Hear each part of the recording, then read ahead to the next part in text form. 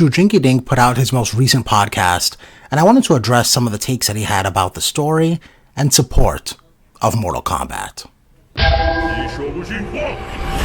I'm a fan of Shujinkydink and his content, and I really like him and Hater as a combination for the podcast.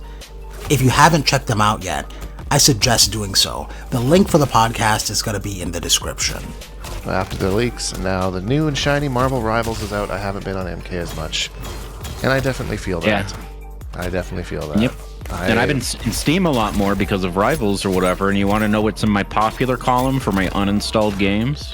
What's that? Mortal Kombat 11. No. Not Injustice 2, not MKX, not Mortal Kombat 1. For the games that it wants me to install because it's popular right now, Mortal Kombat 11. Well, that's the crowd that seems to always happen at some point in the game's life. They're like, oh, I'm going back to the old game. That one was way better. That was way more fun. Do you think that they like the characters more in MK11 and the system mechanics, or they obviously like that more than they like cameos, which I think is the big problem. There's a lot of course, the whole rough launch and unfinished, whatever. But I think when it comes down to it, the most casual complaints I've seen, and they're all back on MK11 when they're feeling Mortal Kombat. And I think, what do you think? Think the cameos have something to do with that? So, in my opinion, I'm not sure if you saw my tier list video I put out earlier this week, but I had MK11 very low on the fun to play. I did see that, yeah. And I think that the thing is with MK11 is it's very much like pick up and play. Like, there's not much to it. Each character basically had one or two combo paths, and that was really it. So as far as very casually combo playing, path ended in a down 2 if you had the bar to break away, just in case, just the ugliest combos you ever seen in your life. Yeah, exactly. So it's not exactly a super complicated game. So I think for more casual people that just want to play a Mortal Kombat game and they see maybe MK11's on sale or something, they're like, sure, I'll mash around in that one, and then they end up having some fun with it. And it definitely doesn't have as much mix and stuff, right? No, the mix and is you have all a lot more throw. defensive options. Oh yeah, Defender was in the advantage in that game, so... This is something I hear a lot about MK11, and I don't know if I really subscribe to it. It felt like there was a rock, paper, scissors environment when it came to the attacker and defender, which I guess has never really happened in an MK game, and perhaps because the defender ended up coming up on top more often than not, people say it favors the defender. But everything the defender could do had an answer to it, so... I don't know. I don't know if having an action that can be countered is considered having an advantage, but I don't know. Maybe I'm wrong. But I agree that the game is more simple, and the game does feel more bland than MK1. But I feel like a lot of people popped off on their content creation journey with MK11 and got really good at the game because A, they played it more, and B, it is a game that is more simple to play and easier to learn. And the fact that so many people didn't like cameos for whatever reason, I mean, that's a whole different rant that I could go down as far as cameos just being another special move in disguise of another character. And just because people, I don't know, they see the other character on screen, they don't like it. I'm not going to go into it, but... but for all those reasons, I think MK11 has this nostalgia factor that players find more comfortable playing, and they feel like it's a better game, not necessarily because the gameplay is superior, but because of those reasons, because they just feel more closely knit to that game because of being more successful and having more time with it, and because there's no cameos. Dude, there's a lot to do in MK11. The crypt was super fun. I think that was probably the most fun I've had in a crypt, to be honest. I think the crypt was fun for about 45 minutes. As soon as I had locked everything, and then you can pay the gold to refill the chest, just to unlock a bunch of shit that you'll never ever use, ever again, just to kind of do it. It's just, dude, it's like the story mode. The crypt's not supposed to be something that's super replayable or something, right? Just no. like a story mode. I feel like so much effort goes into those things just for people to go through wants or to try to kill a little bit of time if they want to play the game. But They don't have any friends on, or they don't want to play matches or whatever. So that's an I don't know. interesting point, because a lot of people complained about the stories in MK11 and MK1, talking about how it didn't really feel like the stories were as good. But to your point, it's really only something that you play through once, and then you just never touch it again. So does that really matter that the rating's like going downhill? I mean, it's like my complaints about it extend beyond like why it's like half the file size of the game that's sitting on my PlayStation. I can't do like anything about, right? And it's like effing huge. You know, and It's kind of like what they're known for, and that's why like a lot of people buy it and they play the story and they don't play it ever again. You know, the fighting game part of it's kind of like secondary, so I get it. But from my point of view, right, me specifically as a consumer, only my opinion, and what applies directly to me, I'd much rather see like half the resources in a story, make it half as long, right? It does not need to be 6 or 7 hours or whatever this last one was. I feel like Mortal Kombat 11's was really long too. Right. That could be dedicated to like some other things, you know? Yeah. You pointed out your tier list that kind of shit the bed on customization and the premium store and stuff like that too. Yep. Big time. That would be nice. For me, like as a Mortal Kombat fan, like I really look forward to the stories. I love doing the stories, and I will say I also only play them once, but I get really excited for them. I love the lore, and I feel like it really helps back the characters to like finish those stories. But I do agree with you that they don't need to be as long. And there's just something about the last two games that like it doesn't really feel like Mortal Kombat. You know, like it's not this Battle of the Realms, ninjas and Earthrealm and all that kind of stuff. No, it's like the Avengers. It's the multiverse, you know, like sort of thing. Yeah. That literally everybody's doing, and that makes it like even more frustrating. This is an interesting take. I can understand wanting the game size to be lower. Later in the video, they talk about how the story being separated from the game itself, so that if you wanted to delete just the story, you'd be able to do so. And I think that's a great compromise. The story does feel like something most players go through once and then never touch again, and I think that should be an area of concern for NRS. Every mode should have a level of replayability, since it helps their bottom line. The longer people play the game, the more chances NRS can essentially advertise microtransactions to them, and the more money they make. So the question becomes, how can they make people want to play story mode multiple times? They touch on a possible choose your own adventure type idea, where if you win or lose a quick time event, or maybe the game gives you a choice that you can make, and instead of just losing and having to retry, the story continues and there's a slight change to the story, or perhaps there's a slight change to the ending. That could make people want to redo story mode and select different choices to see the different outcomes, similar to the ending to MK11 Aftermath, and I like that idea. I think perhaps also giving us things to do after story mode ends to unlock skins would be really cool. Maybe once you finish story mode, you can redo it, but with any skin that you want instead of what was the default. And beating a certain fight with a certain skin will grant you a particular award.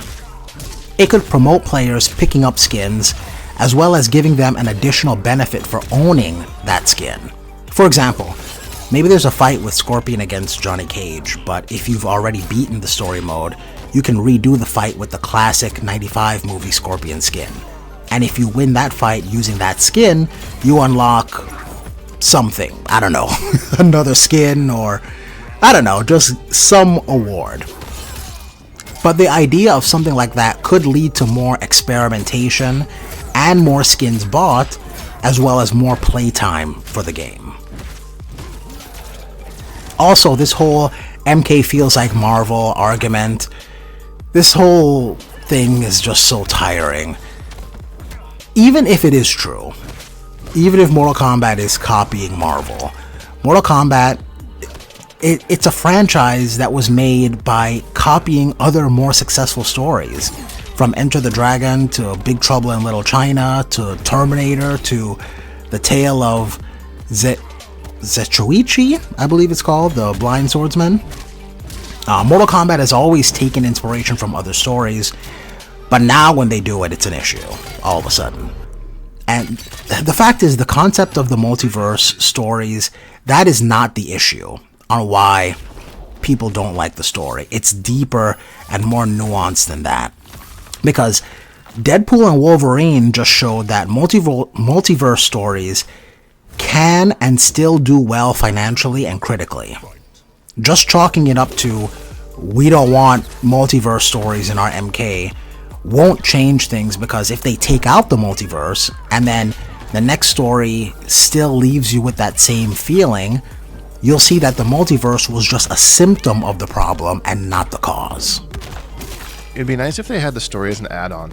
You know, like it was, so you could delete the story after you watched it, just to save up room. That would be really cool. I would be down for that. My prediction is that they go recon a lot of stuff for the next MK game, and they kind of do what they did with MK9 and just do like a little restart again. Be like, okay, this got way out of hand. Let's just bring it back to the basics. A Mortal Kombat So what tournament. though? I feel like we've already gone through it, like MK9, MK11, MK1. MKX had like a...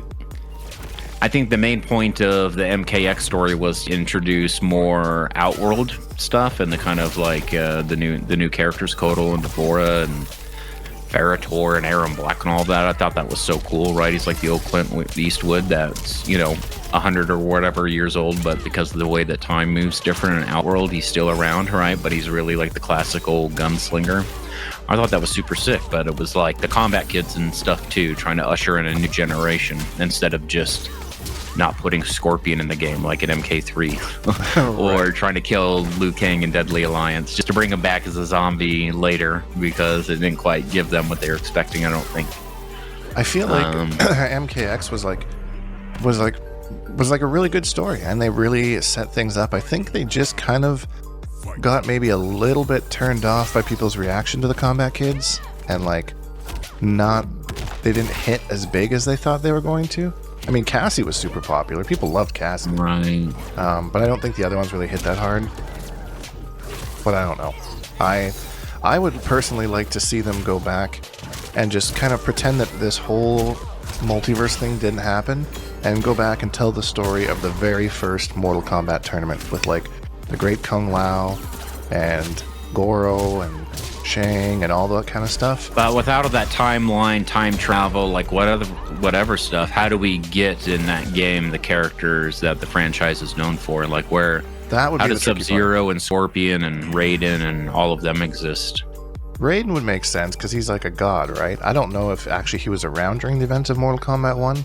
Somebody can correct me on that. But I mean, I wouldn't question it if they're just like, oh, Raiden's here. Like, oh yeah, of course Raiden's there. He's a god, That's what he does, So that would make sense.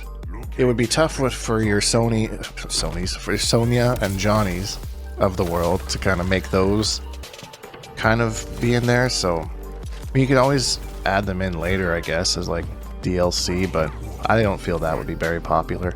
I just think that would be a really cool like timeline to see, and then like maybe like the Outworld invasion of Edenia and that kind of a thing, They kind of flirted with that a little bit in MK1, but I thought they could probably do it a little bit more detail.